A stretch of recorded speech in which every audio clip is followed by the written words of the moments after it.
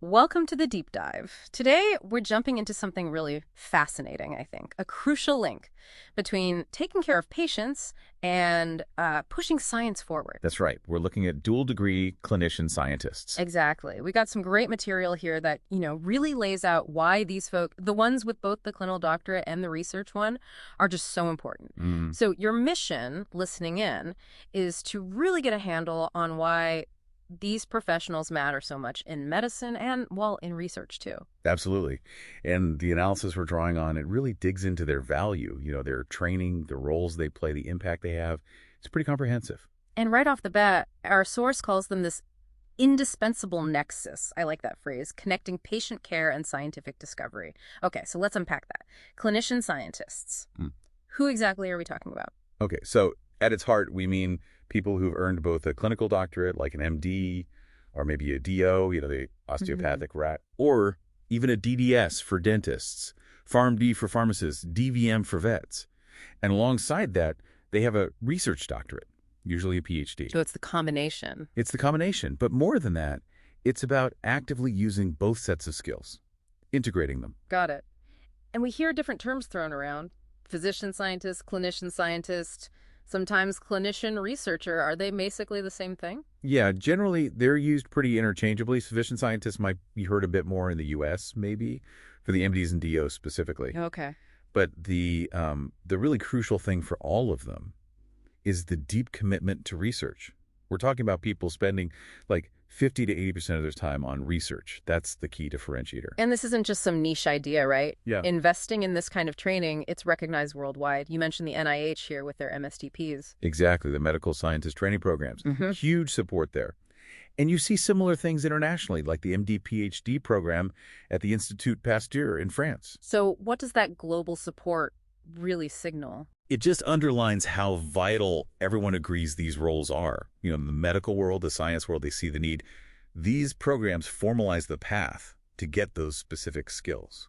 Which brings up a really key point you touched on. It's not just about having the two degrees side by side. It's deeper, right? How they interact. Precisely. The real magic is in blending that clinical know-how with serious scientific thinking. These training programs are specifically built to create this integrated professional identity. Clinician and scientist aren't separate hats. They're woven together. A synergistic identity, as the source puts it. So how does that actually work in practice? How does seeing patients influence their research? And how does the science training change how they see patients? Well, it's fascinating. Being right there with patients, seeing the problems, the limits of what we know, that directly sparks research ideas. Okay. And then their science background gives them the tools, the critical thinking, to really dissect those problems rigorously. It's a two-way street, constantly feeding itself. Can you give an example? Sure. Imagine a doctor notices a small group of patients with disease X respond way better than expected to a standard drug. Right. A purely clinical person might just note it, but the clinician scientist thinks, why? What's biologically different here? And their PhD training kicks in.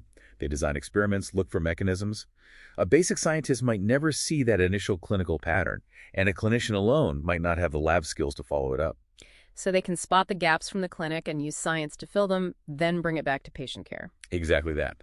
Their research is often driven by the really tough, unanswered questions they see every day.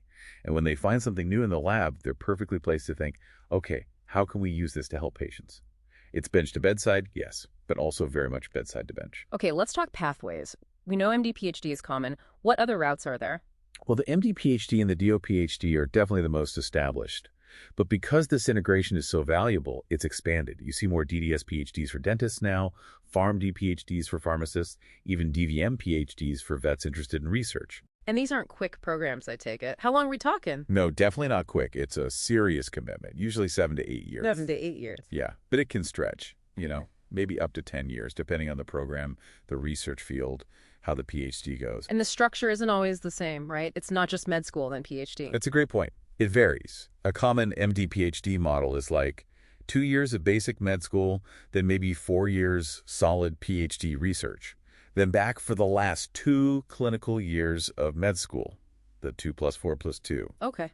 But some try to integrate it more throughout.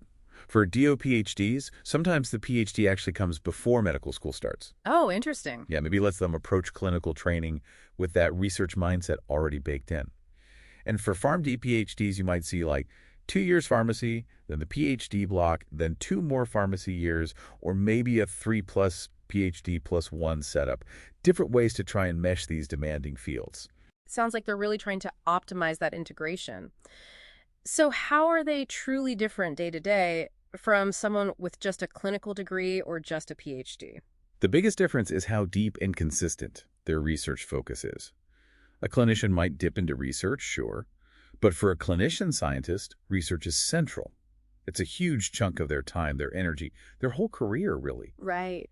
And compared to a pure PhD scientist, they bring that constant grounding in clinical reality.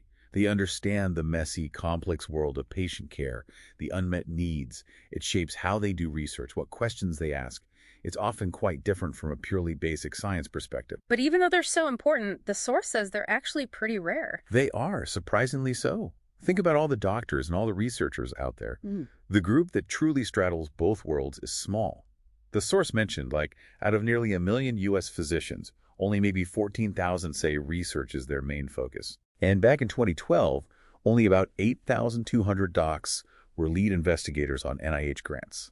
So yeah, highly specialized and maybe not as numerous as you'd think. Which makes that huge time investment, that opportunity cost the source mentions, even more striking. It really does. Choosing this path means consciously giving up several years compared to a single degree. But the argument is that this intensive integrated training creates this value multiplier. Yeah. Their unique ability to connect the dots between basic science and clinical need lets them make contributions that are harder to achieve from just one side. Okay, let's get into the training specifics. We know it's long. What does it actually involve? It's incredibly demanding. Take MD PhD students. They do the entire medical curriculum, all the basic science, all the clinical rotations. The whole thing. The whole thing. Plus, during the PhD phase, they're doing advanced grad level courses in their specialty. They do lab rotations to find the right fit, the right mentor, and then years of focused independent research, culminating in a dissertation, a big piece of original scientific work they have to write up and defend. And the PhD topics must cover a huge range. Oh, absolutely. Everything from cell biology, biochemistry, pharmacology, neuroscience, to immunology, genetics, biomedical engineering, even public health. Pretty much any area of biomedical science relevant to health. Now, you mentioned the NIH's MSTP Medical Scientist Training Program. Why is that so important here in the U.S.? The MSTP is really foundational. NIH gives these big grants to universities, specifically to support this dual-degree training across many fields. They're competitive, prestigious grants. And they provide funding for the students. Yes, crucially. MSTP support typically covers tuition, fees, and a living stipend for the students in those programs. This financial backing is absolutely vital. It makes this incredibly long and tough path actually feasible for talented people, whatever their financial background. It's a huge national investment. Definitely sounds critical. And the training itself isn't static, right? You mentioned curricular innovations, like what? Yeah, there's a big push now to keep students connected to the clinic, even during those deep dive PhD years. Makes sense. So you see things like longitudinal clerkships, spending regular time in clinical settings throughout the PhD, or special MD-PhD journal clubs discussing papers that bridge science and medicine, maybe integrated seminars, shadowing opportunities, things to keep those clinical skills and perspectives sharp. Like a contextual anchor, the source calls it, keeping the clinical relevance front and center during basic research. Exactly. It constantly reminds them why they're doing the research, the potential patient benefit, and even finding the right lab fit early on, sometimes starting rotations before med school, helps align their research with clinical interests from the get-go. And mentorship must be absolutely key through all of this. Essential. Couldn't do it without strong mentorship. Many programs assign oversight committees or specific MD-PhD advisors right away. And the PhD advisor is obviously central during the research years. Right. And some really supportive programs even set up dual mentorship pairing trainees with both a science mentor and a clinical mentor. That's huge for navigating both worlds. Like that career trajectory compass idea, helping them navigate the different cultures of medicine and research. Precisely.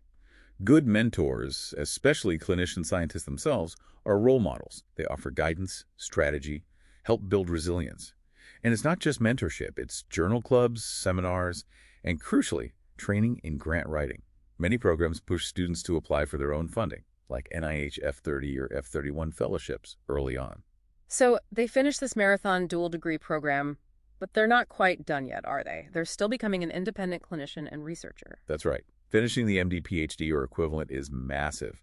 But then comes postgraduate clinical training residency, often fellowship to get board certified. That's another 3 to 7 years typically. Wow. And keeping research going during those intense clinical years is tough. That's why these physician-scientist training programs, or PSTPs, have emerged. Ah, okay. And PSTPs are designed specifically to bridge that gap, keep the research alive during residency. Exactly. Programs often called things like research and residency. They carve out protected time specifically for research within the residency schedule. They're critical bridging ecosystems, helping to nurture that research identity developed during the dual degree. Without them, it's really easy for the clinical demands to just swamp the research side. But even with PSTPs, that jump to junior faculty, securing your own big grant, that still seems like a tricky point. It really is. Often called a major leaky point in the pipeline. Getting that first NIH R001 grant, the big independent one, is a huge hurdle. Yeah. And that gap between finishing all the training and landing that R01 can be a real funding valley of death. A lot of talented people can get lost there, unfortunately. That's why early career awards, like the NIH-K awards, are so incredibly important. They provide protected time, funding, mentorship during that vulnerable transition. Okay, so we have a clear picture of who they are, the incredibly long road they travel. Now, the big question, why are they so essential? What do they do that makes them indispensable? Well, a core function, as we touched on, is being a translational catalyst. They're uniquely positioned to bridge that gap between basic science discoveries, the bench, and actually applying them to patients, the bedside. Right, the bench to bedside idea. And, just as vital, the other way around, bedside to bench.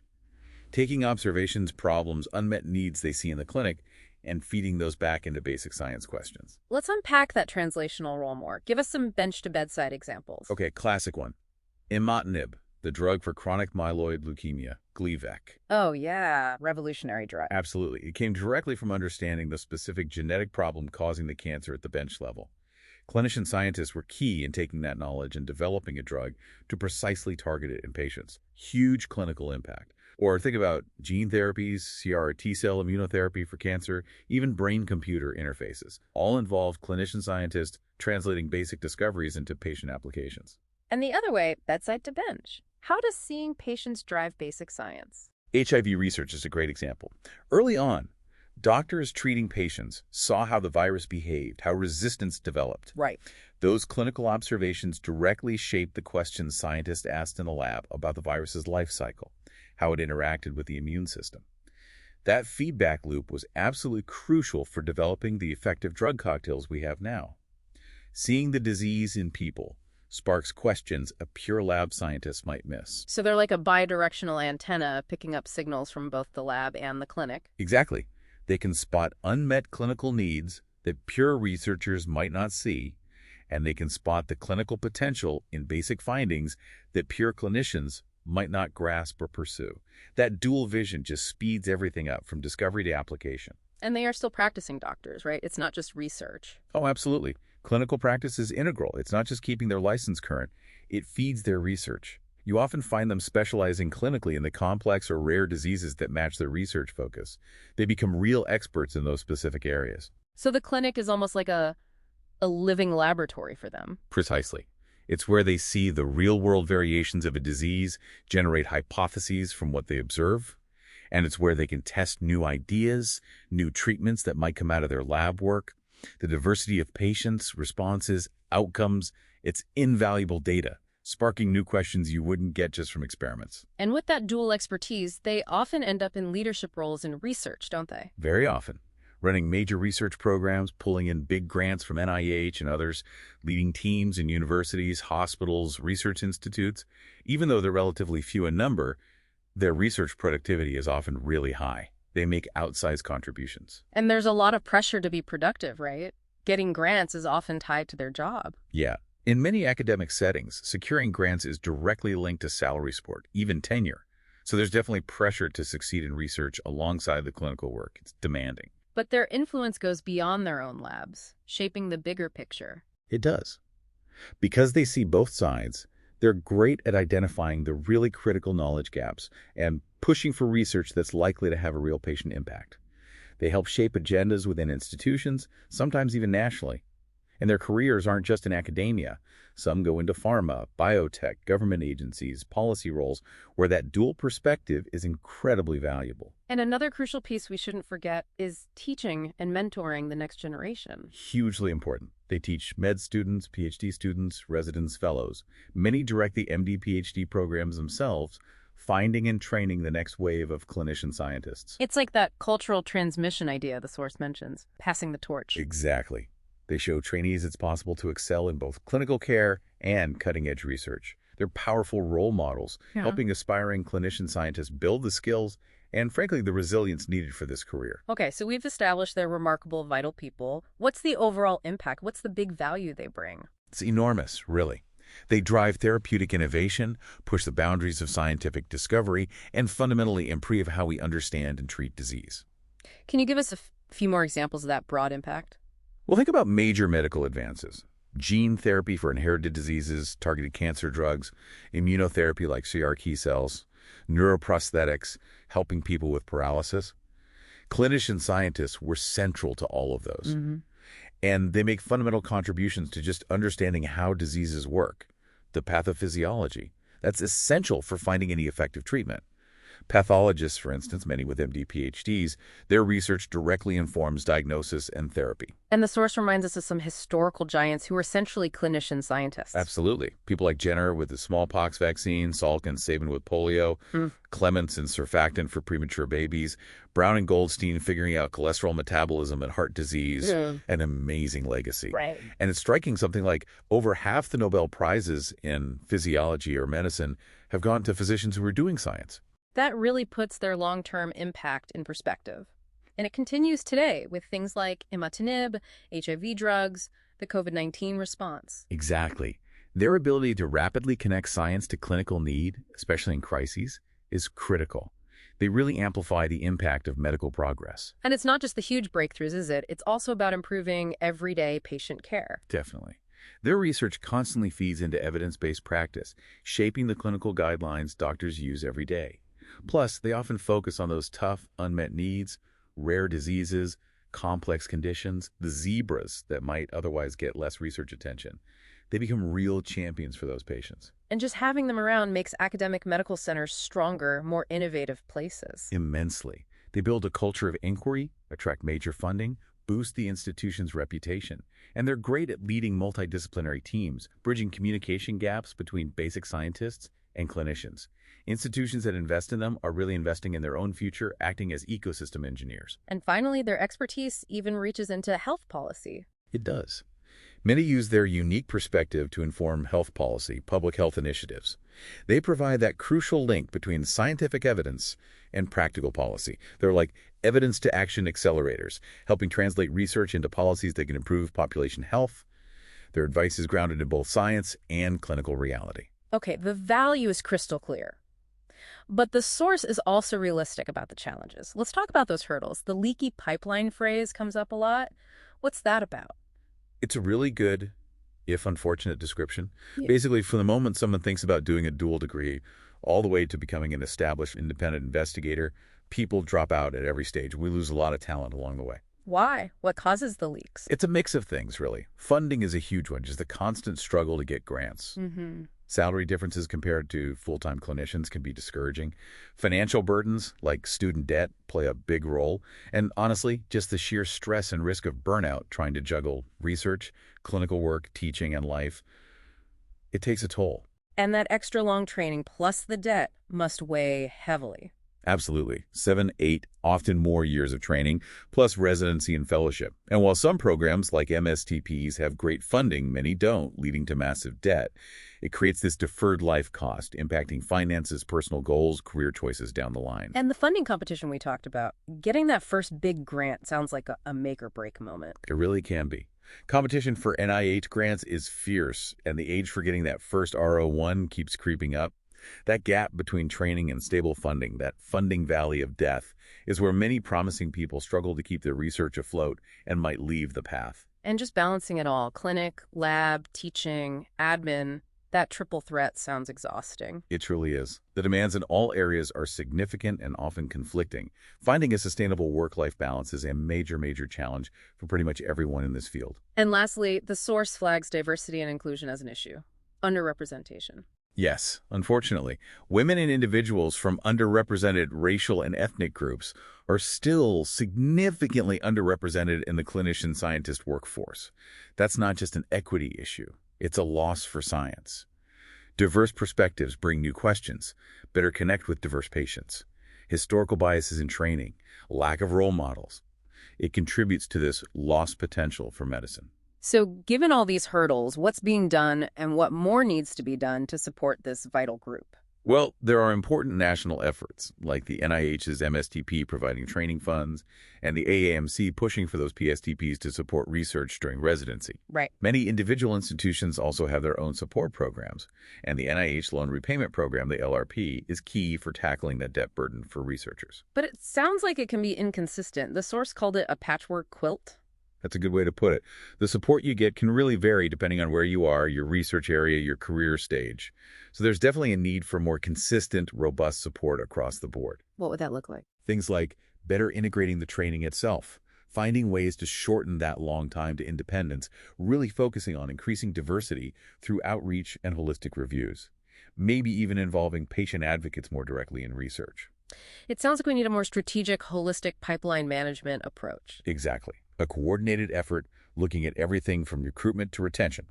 That means solid financial support, more MSTP funding, better loan repayment, accessible K awards, guaranteed protected research time.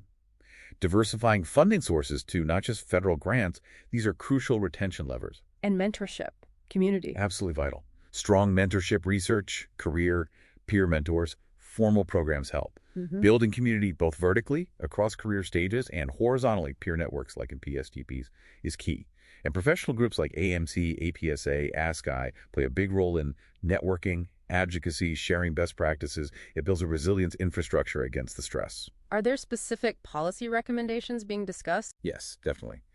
Calls for institutions to build better infrastructure, specifically for physician scientists, to track the workforce better, to tackle the gender gap and diversity issues head-on. Okay.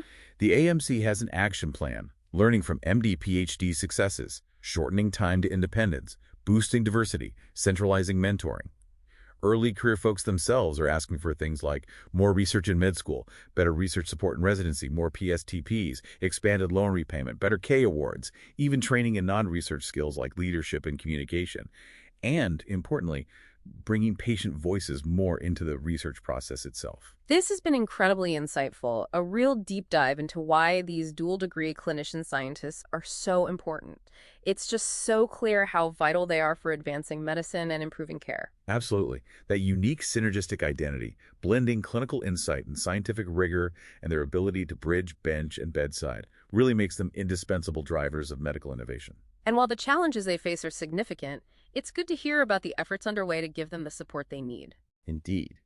Because supporting and strengthening this workforce isn't just about helping a specialized group. Right. It's fundamentally about investing in the future of medical discovery and ultimately in everyone's health. It really makes you think about the impact these unique professionals have, maybe even on your own health and the whole medical landscape we rely on.